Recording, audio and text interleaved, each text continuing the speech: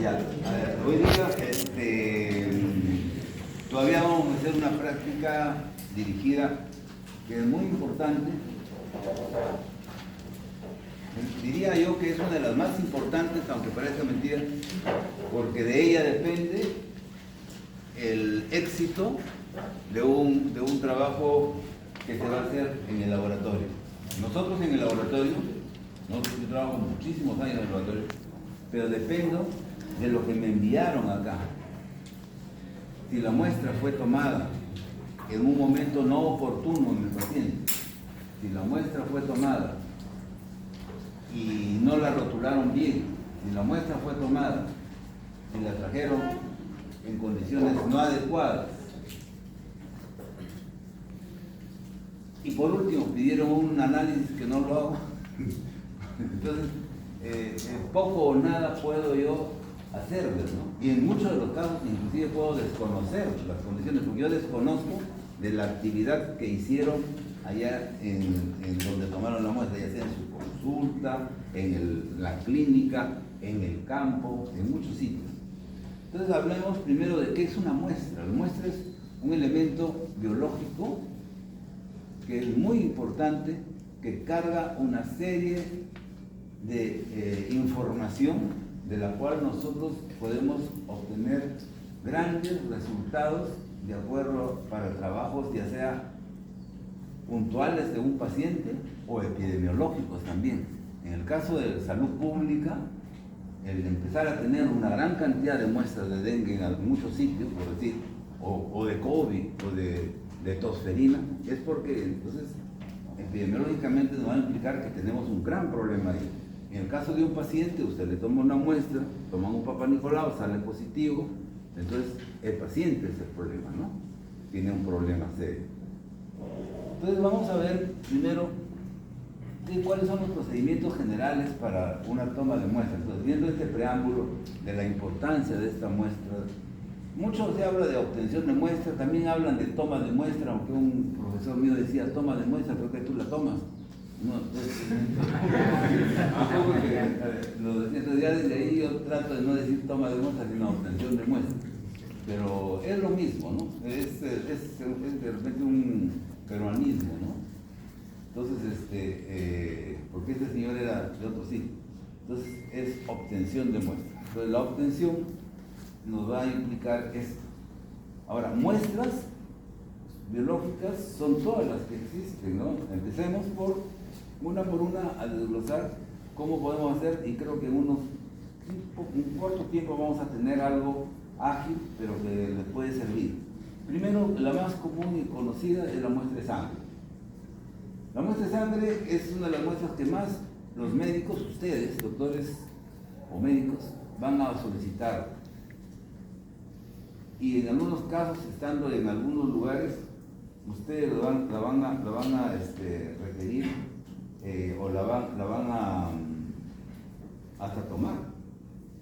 Nosotros no sabemos a qué sitio vamos. Se van a la tierra en un lugar en donde no hay nadie, tienen que tomar la muestra. Entonces, las medidas de bioseguridad son prioritarias, primero que todo, y si no, ustedes, el trabajador que está bajo su cargo, debe tomarlo con todas las medidas de bioseguridad.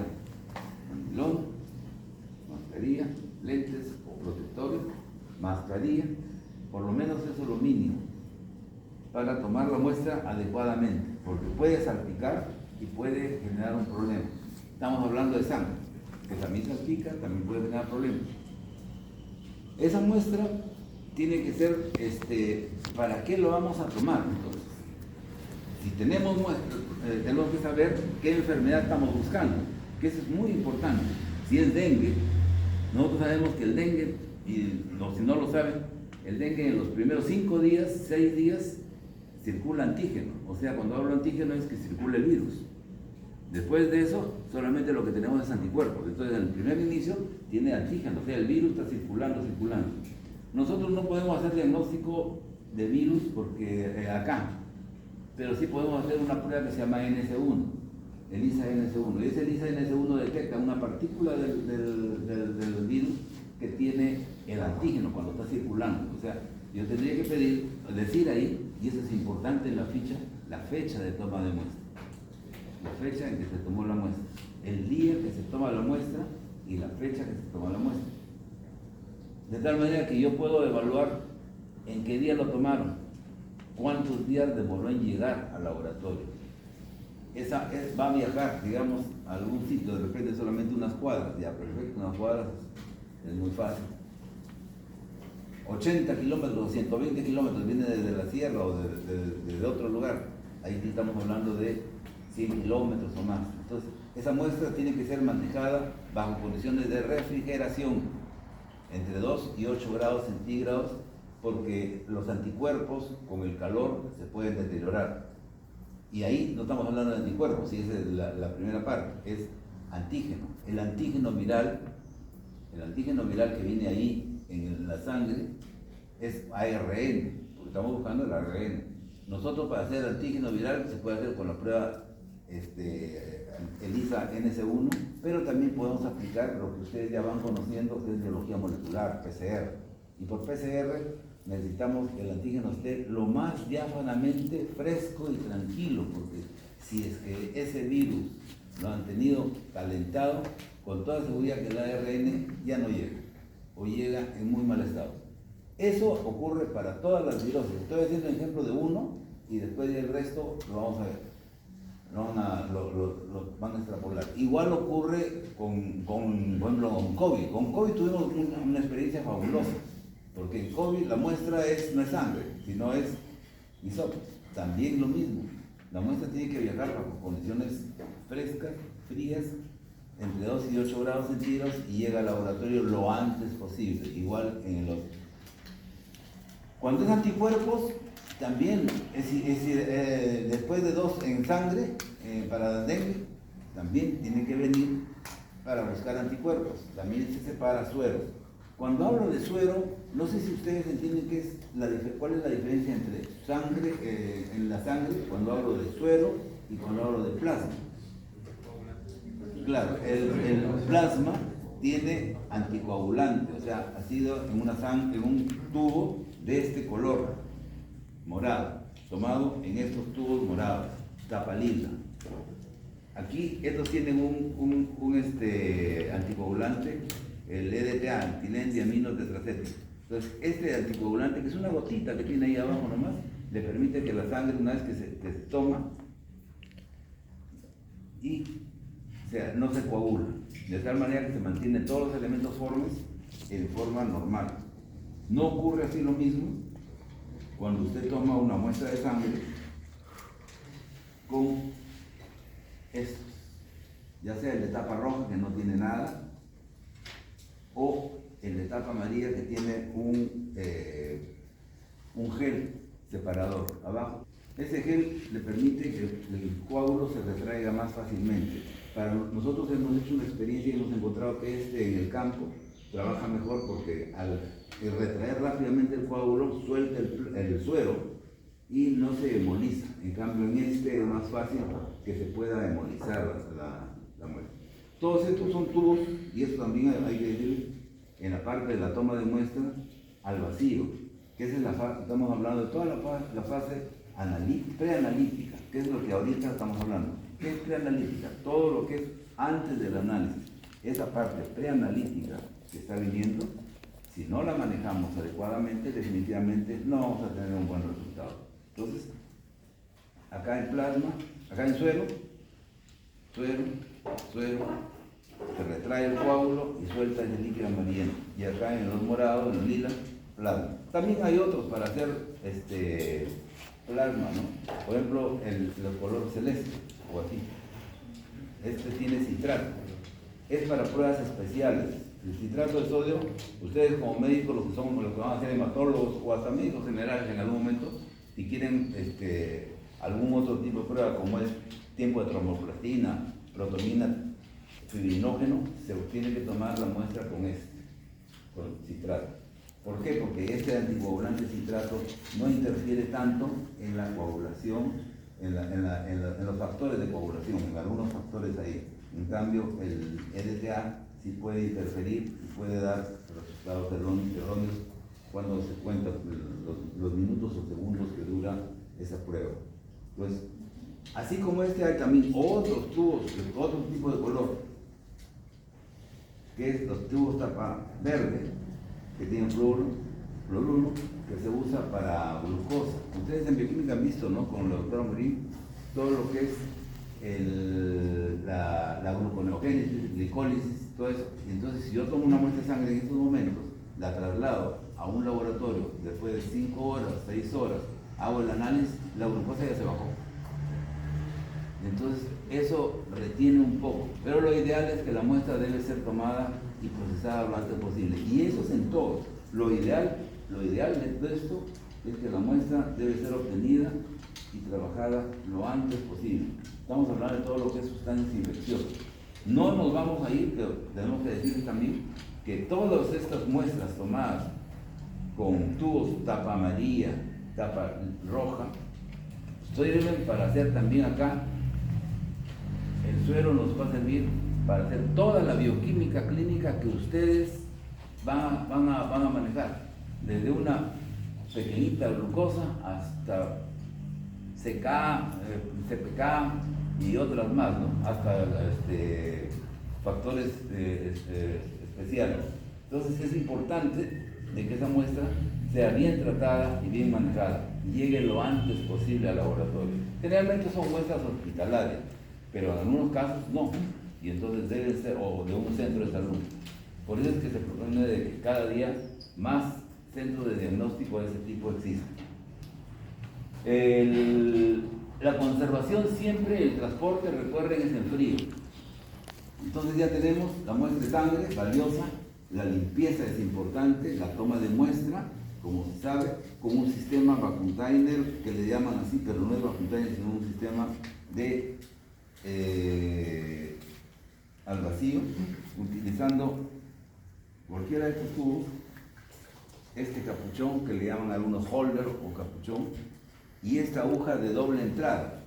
Por un lado tiene una aguja, no se están pegadas, que no pude conseguir, pero por un lado tienen una aguja, así lo ven, creo algunos, acá tienen una aguja de entrada, con la cual voy a canalizar la vena. Previamente ingreso así,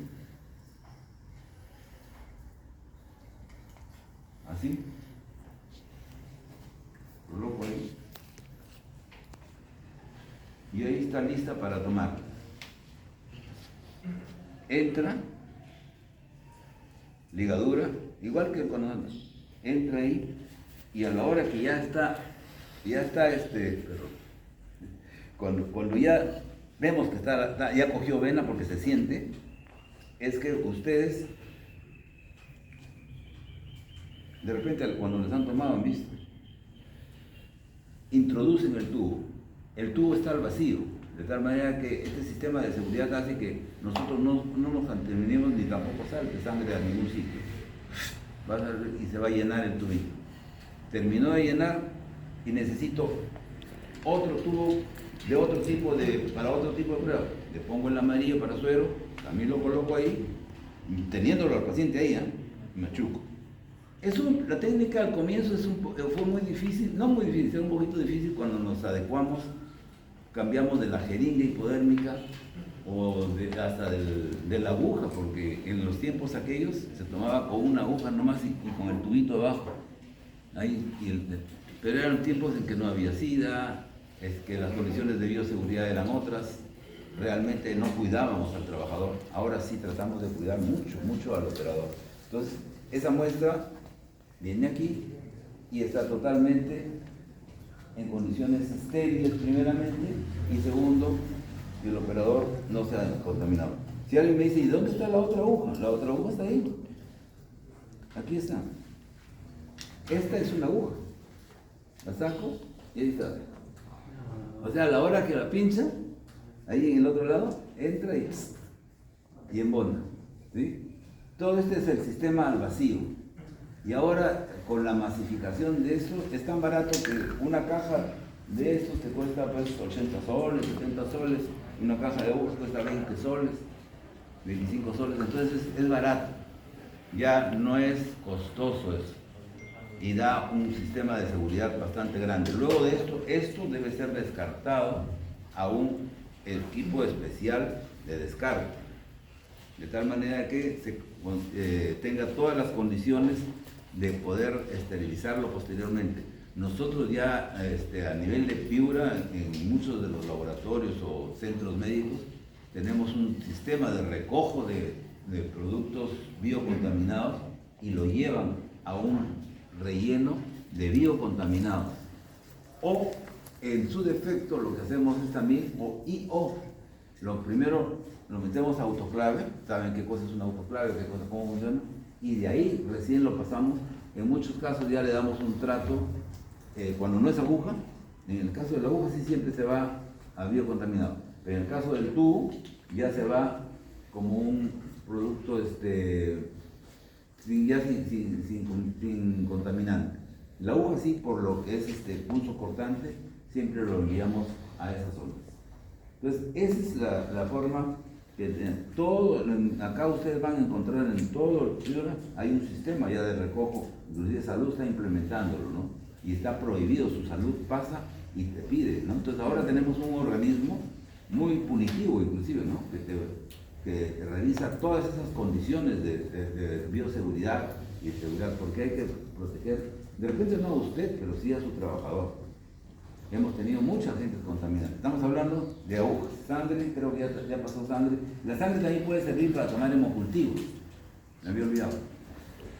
En hemocultivos también se toma la muestra y hay unas botellas, no tenemos acá, unas botellitas para agregarle ahí al medio de cultivo, directamente entra ahí al medio de cultivo y se rota. Hay un medio, el famosísimo, es el más común, el Ruiz Castañeda, si ustedes lo ubican, lo usaban para salmonela, pero hay otros medios más, ¿no? El Ruiz Castañeda, que es un medio bifásico, o sea, una partecita tiene sólida y otra parte líquida, le agregan ahí por el émbolo, nada más así, por arriba, entra la sangre y cada día se va observando si hay o no presencia de colonias. Entonces, eso es para un hemocultivo. Después de 10, 12, 14 días, si es que no hay crecimiento, se desecha. Ustedes saben que hay la toma de muestra para sangre, o a veces depende de las particularidades y las sutilezas de los médicos. Algunos médicos internistas ya van y, por ejemplo, te piden un hemocultivo hoy, otro hemocultivo mañana y otro hemocultivo pasado, pensando bien adecuadamente de que en algún momento, porque no en todo momento, está circulando sangre, sobre todo se le hace para lo que es salmonella typhi, cuando está buscando salmonella typhi, y siempre en los inicios. Acuérdense, ustedes tienen que pensar cuántos días tiene el paciente, porque después de 30 días no le van a buscar germen, porque ya no tiene aquí, él ya tiene mayor anticuerpos nada más, y si me entienden eso, ¿no? Entra el germen, elabora el problema, lo reconoce como germen en el organismo y elabora una sustancia que se llama inmunoglobulina y que son los anticuerpos, IgG, IgM, IgA, IgD y varios más, ¿no? Entonces, esa es la parte que es importante. Otro tipo de muestra, vamos a ir más rápido, otro tipo de muestra que hay es la orina. La orina también es muy valiosa.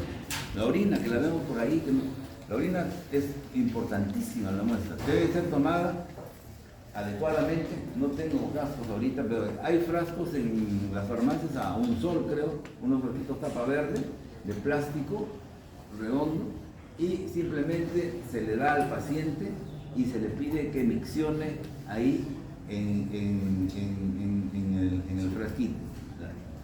Lo ideal es de que el chorro intermedio es el que debe usar, el chorro intermedio, de tal manera que el primer chorro va a lavar toda la uretra y el uretra, y el chorro medio, va a ser el que va a caer aquí adentro. O sea, él va orinando, y estoy hablando de varón, lo mete ahí. Si es mujer, también en la misma zona, deja primero orinar. En el caso del sexo femenino, siempre pídanle que se haga una pequeña higiene con agua sobre todo, y un poquito de jabón, pero después lo enjuagan bien con agua más que todo, para evitar cualquier tipo de que caiga contaminación que hay ahí en esa zona. Tengan bastante cuidado, porque una muestra de orina que le cayó un poquitito, una milésima de milímetro de heces, y bueno, le va a crecer pues, el Escherichia coli, ¿no? Y nosotros lo vamos a reportar como Escherichia coli. De nuevo vuelvo a repetir, si la señora no se tomó una buena muestra, nada vale. Pero hay que explicarle bien. Yo me acuerdo que a una paciente le explicamos así todo que lo tomara y al día siguiente desapareció con su muestra ahí, pero estaba bien turbia. Digo, señor, está bien turbia. Sí, como tenía dificultades para hacer lo que ustedes me dicen, me fui yo tengo un vacío, me dijo, orinado ahí y de ahí luchaba así. Me logró todo. Pues por no entender, ¿no? O sea, es que el paciente puede no entender, pero tiene que tener muchísimo un lenguaje claro con el paciente. Claro. Probablemente ustedes no van a actuar eso, eso lo hace el licenciado en enfermería o el técnico, pero en algunos casos tienen que evaluar eso. La orina, ¿qué cosa sirve? Nos sirve a nosotros, tiene que estar transportada en fresco. Lo ideal es la primera orina de la mañana. ¿Por qué? Porque tiene mayor cantidad de carga bacteriana si estuviese, de cristales también, porque lo que vamos a buscar es bacterias que están tanto en riñón como en vejiga y van a salir ahí. Van a salir también los leucocitos que tienen. Cuando hay una infección vamos a tener leucocitos, piocitos y bacterias. Y eso se puede reportar, porque en el análisis que ya en el analítico, porque estoy hablando totalmente preanalítico, ya lo van a procesar y van a detectar eso. Entonces es muy importante eso. Esa muestra debe ser procesada en el término de 2 horas como máximo. Y lo ideal es que sea lo antes posible, porque la orina es un caldo, un líquido en el cual las bacterias están, y lo que hoy son 2, mañana son 30. Y pasado, o qué ha pasado a las 2 horas, ya son 3.000, 3 millones y así. Entonces crece muy rápidamente. Recuerden que por función binaria las bacterias crecen muy rápidamente y contaminan la muestra. No puedo yo guardarla en la refrigeradora y decir, mañana la veo la orina. Porque si la van a ver un montón de bacterias. Y sobre todo que hay otras bacterias banales que están ahí y que van a contaminar. Entonces, tiene que tener mucho cuidado con el manejo de la orina. Después, en orina también se puede ver algunas otras sustancias. Y eso lo ve el técnico, no es una clase para tecnólogos ni para biólogos, sino para médicos. Pero ustedes deben saber que la orina tiene que ser fresca, nueva, o sea, fresca ahí. Ahora, nosotros, en muchos de los casos en el laboratorio, le pedimos que el paciente, si no ha traído la orina, que orine ahí. Porque si está con infección, así tenga menos cantidad, va a salir en la orina. Va a salir. Porque no, es muy difícil que ya en la primera orina viene y ya después ya no hay. Va a salir. Entonces es importantísimo. Y es muy importante para nosotros, por eso, mantenerlo en fresco. Decirle al paciente que lo guarde en refrigeración, aunque sea 1 horita o media horita, que es lo que va a venir al laboratorio, en fresco. Orina. Hay orinas también que se utilizan, que es así, me van a decir, no, pero esas sí tienen que guardar para determinación, por ejemplo, de depuración de creatinina o algunas otras cosas. Ahí sí se le pide al paciente, ustedes le van a pedir toda la orina de 24 horas. Ahí sí él va a llenar un frasco o 2 de gaseosa y entonces va a traerle todo, porque ya es un trabajo muy especializado que se hace sabiendo que es una muestra que viene contaminada. Pero lo ideal para lo que es análisis bacteriológico es así. Y esa misma orina puede servir también para urocultivo. Se toma la muestra de ahí y se hace un urocultivo. Por eso es que tiene que ser muy buen tomador de muestra la paciente, porque ahí ustedes no la van a ver. Si ustedes no le explican bien, la paciente va a hacer cualquier barbaridad porque no entiende y no tiene por qué entenderlo, ¿no? O sea, no tiene por qué comprender. Lo que tiene que hacer lo que ustedes, la orden que le dieron. Inclusive nosotros tratamos de darle una orden por escrita a veces, ¿no? Para que sepa qué debe hacer. Las heces es otro tipo de análisis que a veces la gente lo toma como así, pero en las heces hay un montón de cosas. Y ahí se estaba pasando en orina. En orina ustedes también pueden encontrar cristales y pueden encontrar sangre.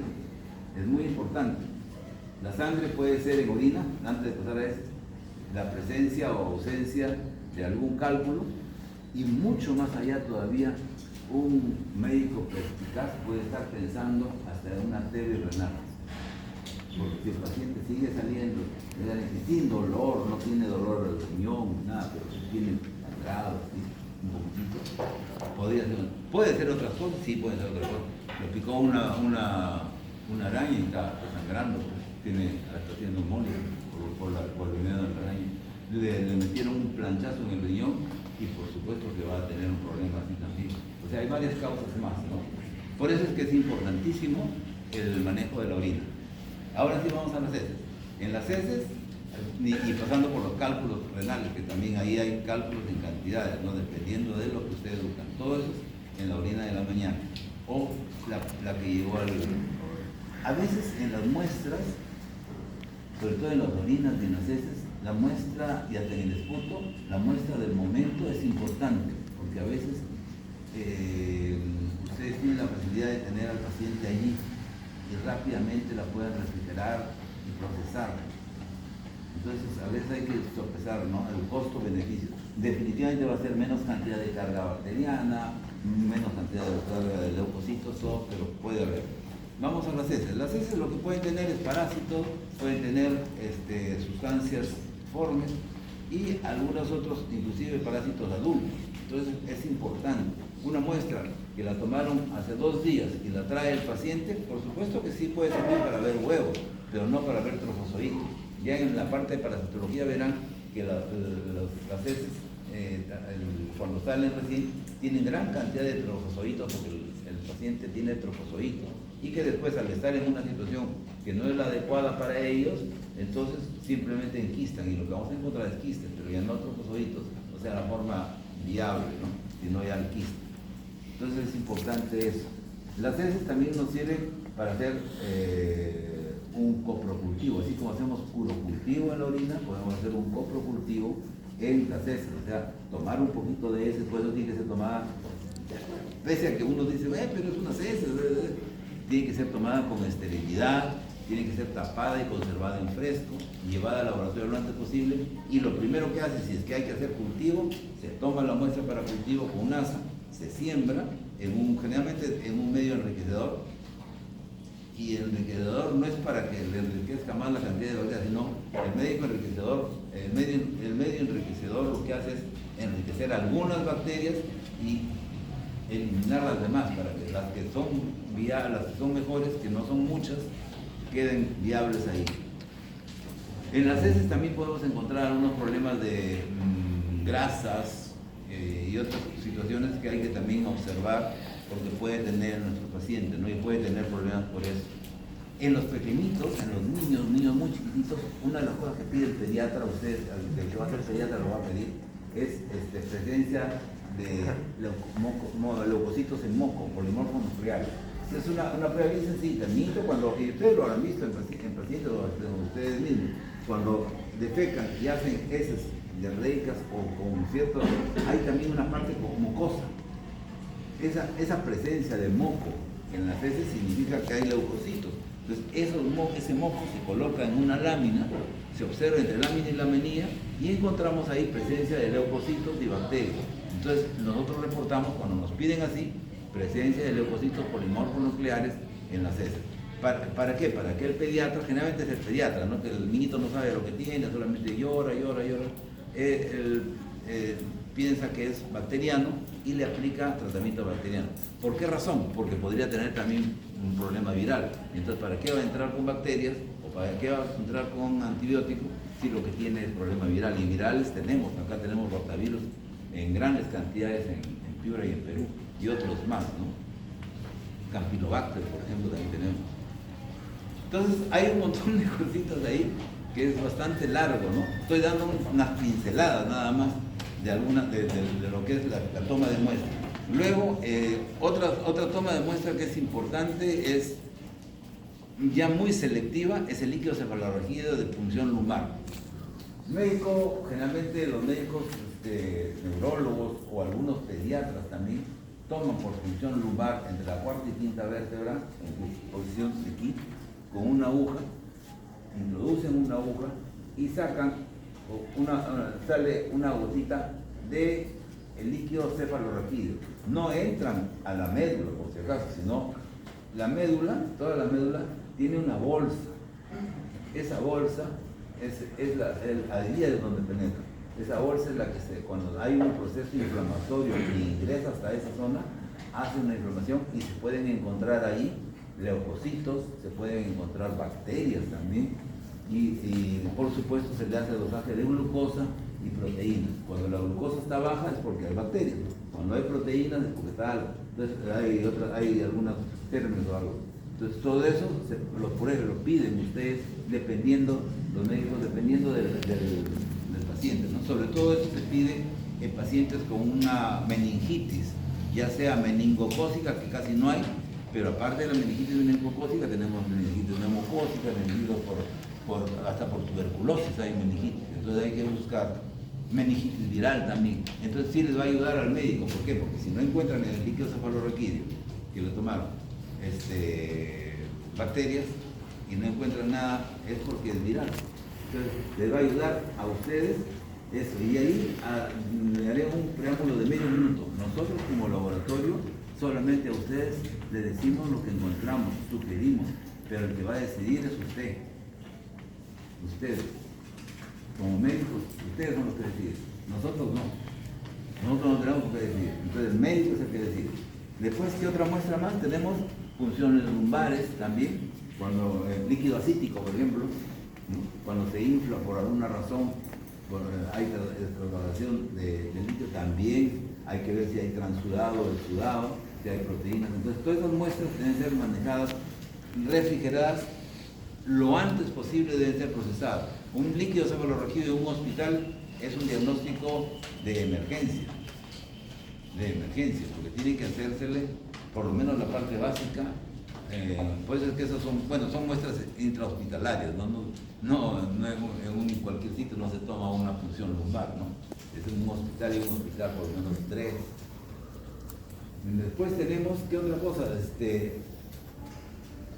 Secreción faríngea. La faringe y las amígdalas tienen también cantidad de bacterias y cantidad de virus que pueden infectar. Muchas de las situaciones se ingresan por ahí. O sea, estamos saliendo hace ya 2 años de un problema gravísimo de infección por un virus que fue el SARS-CoV-2 y todavía seguimos acá con influenza. Yo tengo la experiencia que en marzo me dio una influenza y llegó al hospital por un día. ¿Por qué? Porque bueno, no soy tan joven como ustedes, entonces el problema es que hay que tener muchísimo cuidado si no se vacuna el paciente. Entonces, esa infección viral va a ingresar por acá. ¿Cómo se toma la muestra en una infección de este tipo? Viral o bacteriana. Porque también puede haber bacterias, una infección por estafilococo, entra aquí, el estafilococo, y le veo unas placas. Entonces ustedes lo que hacen es, primero, esto lo van a ver después cuando tomemos la muestra, pues eso va a ser muy rápido nada más, porque lo van a hacer, cada uno de ustedes van a tomar su muestra para estafilococo. Simplemente, frente al mechero, tengo un hisopo de palo nada más para lo que es bacterias, y uso el hisopo de madera con punta de algodón. Las bacterias no tienen problemas, a excepción de la Neisseria, con este hisopo, con este algodón. Le haces abrir la boca al paciente, que grite ¡ah! Y en ese momento que está gritando o con un bacalenguas, se ingresa hasta el fondo, tocan y regresan, sin tocar los costados. Regresan y lo pasan a un medio de cultivo y lo siembran. Son muestras que deben ser tomadas en laboratorio, no pueden ser tomadas tampoco en cualquier lugar. Entonces, esa es una muestra para bacterias, para hisopado faríngeo. Podemos detectar ahí estreptococos, estafilococos, neiserias, varios términos. Entonces, en el caso de virus, nos vamos a ir a otro lado. En el caso de virus, no se puede usar este palo o este hisopo, sino se usa un hisopo de mango de plástico o a veces de micrón. El de micrón es muy caro, entonces el de plástico es el que más sabido y hemos tenido. Es un mango de plástico y la punta ya no es de algodón, sino de poliéster. ¿Por qué? Porque es más inerte y no le genera resistencia a lo que quieren tomar. ¿Qué cosa es? El virus. también lo mismo. Entran hasta el fondo y toman, no de la saliva, nunca se toma de la saliva, lo que se toma es de al fondo de la lesión de la garganta, de ahí, se toca ahí, toca. El paciente le va a fastidiar, se tiene que fastidiar, y le toca por ahí. Y después en nariz también lo mismo, se ingresa, puede ser que es un hisopo, ahí se puede usar el delgadito, el de punta de micrón, ingresa y también se da vuelta y se saca y se siembra. Y se transporta en un medio de transporte viral, MTV. Ya no se usa el directo, sino en el MTV, medio de transporte viral, que le da las condiciones de viabilidad a esa bacteria o ese virus hasta que llega al laboratorio. Transportado así en refrigeración, nosotros lo hemos visto que puede durar unos 2-3 días. Cuando se va más tiempo y no estuvo bien manejado, el ARN viral que sacaron de ahí, estamos hablando de virus, se va bajando. Y entonces podemos encontrar una cantidad más baja. Porque en COVID hemos hecho tantas maravillas que hemos visto hasta, hemos seguido a un paciente casi cada 3 días, para saber cómo se iba bajando, subiendo por PCR, porque se hace por PCR, la cantidad de ARN viral, ¿no? Hasta que se va también, porque el virus se va. El virus entra, el virus de COVID y de influenza entra y a los 3, 4 días, 5 días, 7 días como máximo se fue. Pero es como el huracán Katrina. Entró, despedazó todo y dejó listo para que las bacterias entren y hagan lo que quieran. Y entonces nuestro paciente ya no se infecta con virus, sino que de ahí le viene una infección por algún germen bacteriano, que son bien serios y si son intrahospitalarios peor. Muchos de nuestros pacientes que se han muerto en el hospital han sido por eso, porque después de eso ha sido el problema. Después que tenemos líquido sobreortido, creo que algún otro,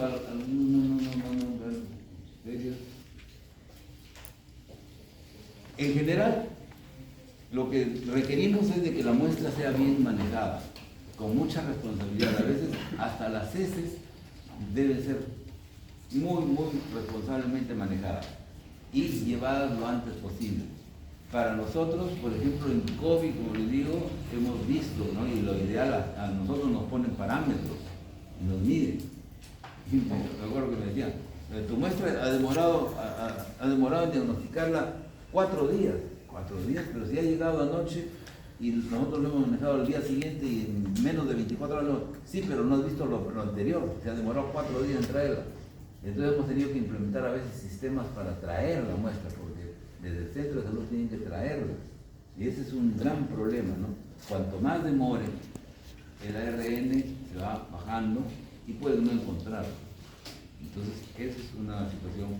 Y estoy hablando de PCR, para el diagnóstico de PCR, para lo que es virus, influenza, bueno, ahora hacemos también en sangre, ¿no? También ahí hay que manejarlo con mucho cuidado, porque el ARN se baja, o sea, se va deteriorando. Entonces su manejo tiene que ser muy cuidadoso.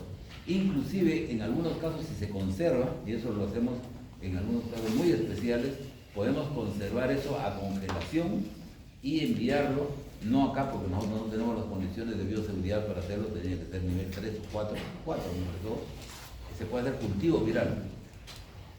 Nosotros no podemos hacerlo porque no tenemos las condiciones, ¿no? Pero sí se hace cultivo viral también, en lo que es, ahí podemos traer por eso dengue, zika, que diga dengue acá, pero acá sí todo lo que es influenza, viruela del mono, me acordaba, hablamos de las lesiones. Lesiones también. Una lesión de un paciente que tenga una herida también es importante para tomar una muestra.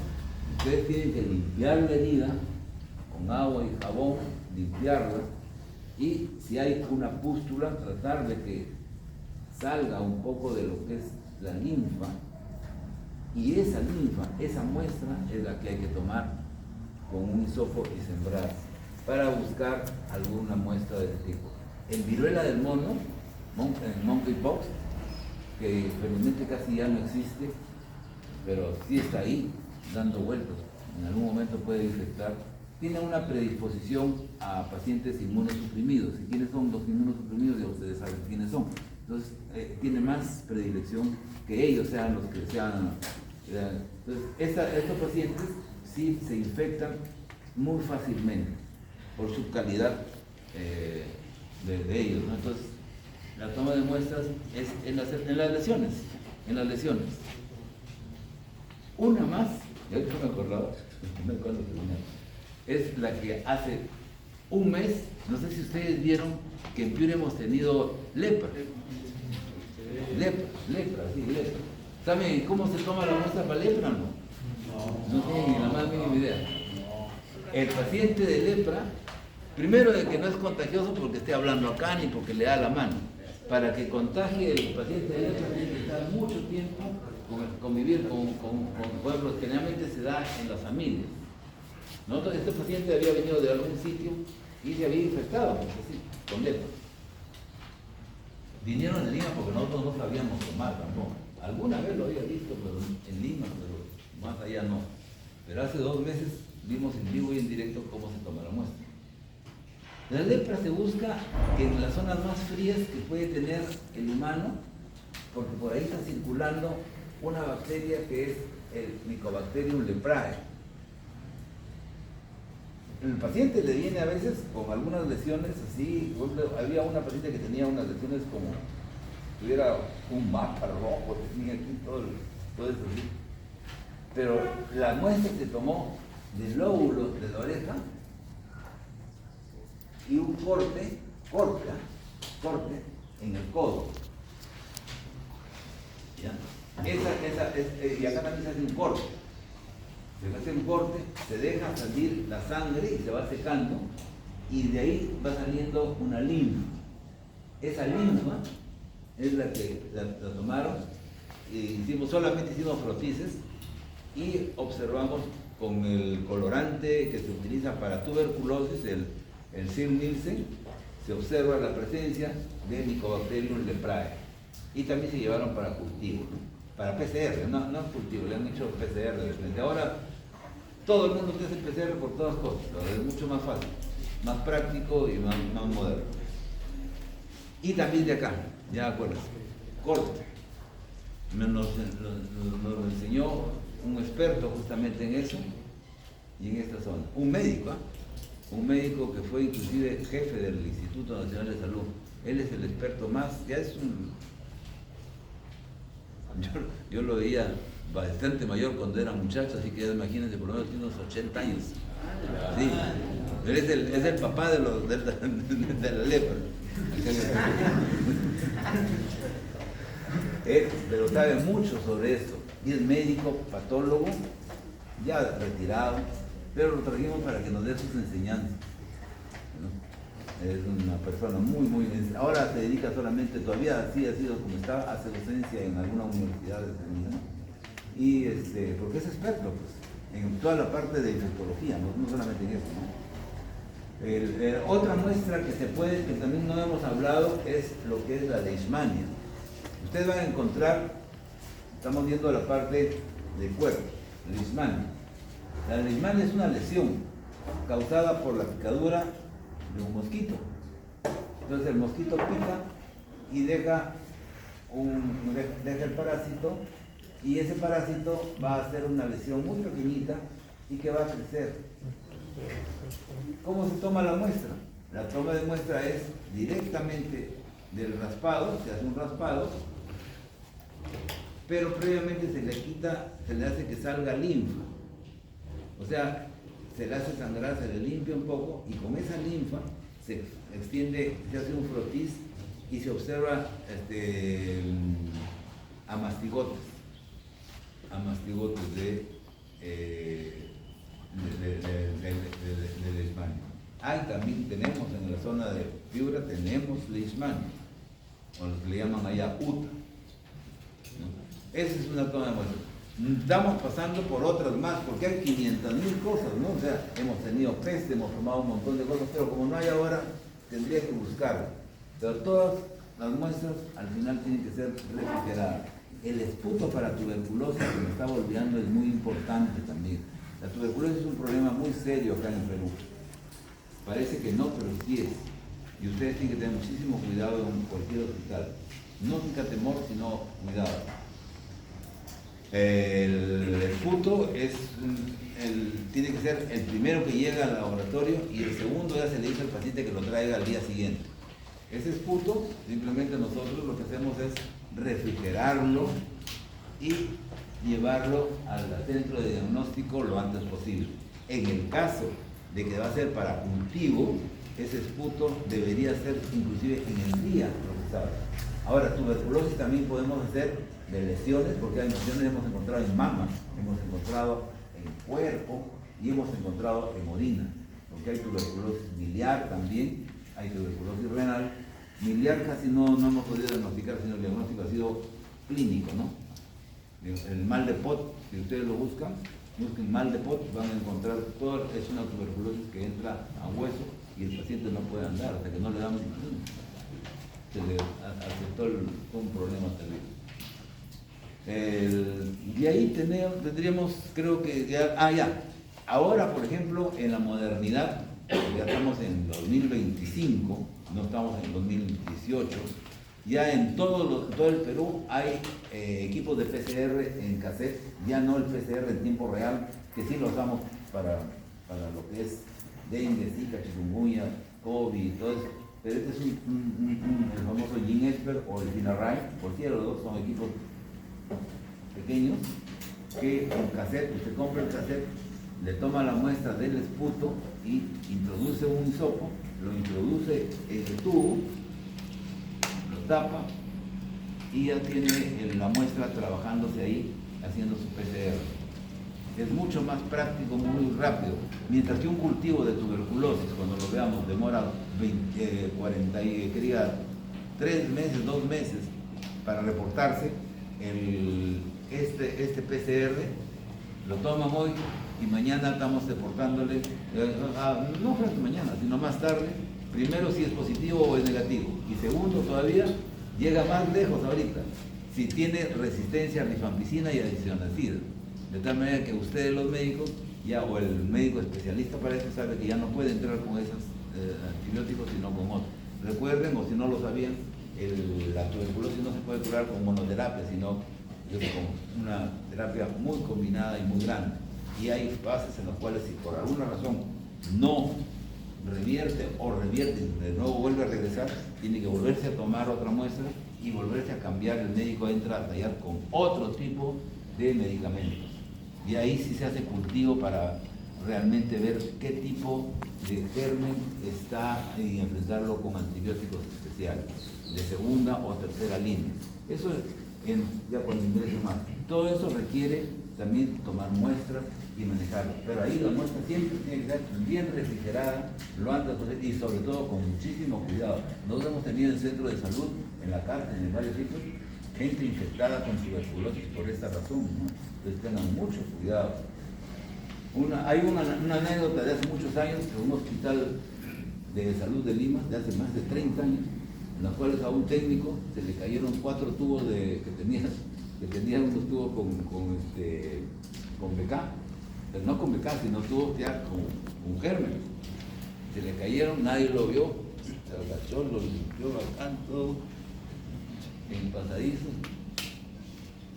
A los 6 meses habían como 10 gentes infectados de tuberculosis en el piso. Empezaron a investigar y se dieron cuenta que había habido algún problema de este tipo.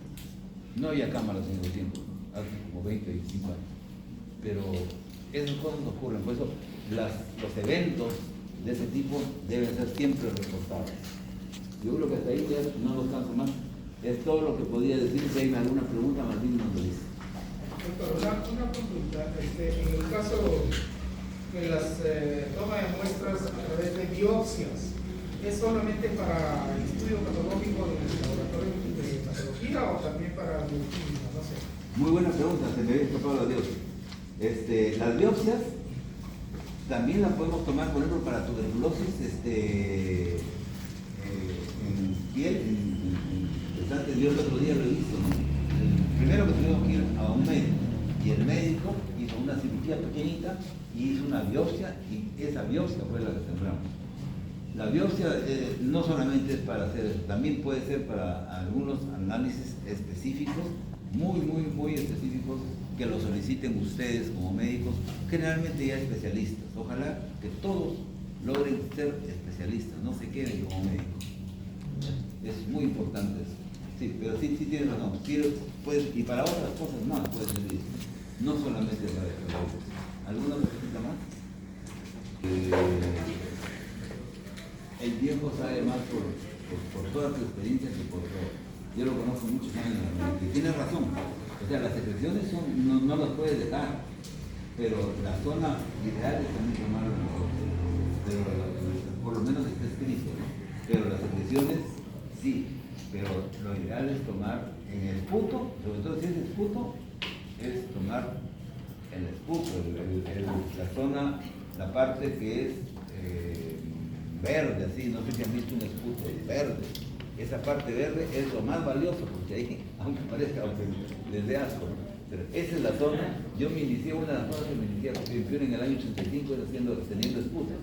Entonces, eso, y ese extendido te da una cantidad de bacterias muy bonita, pero que si no tienes en la saliva y en las secreciones también, o sea, deberíamos tomar en todo, pero lo ideal, la muestra por excelencia, dice que es la otra.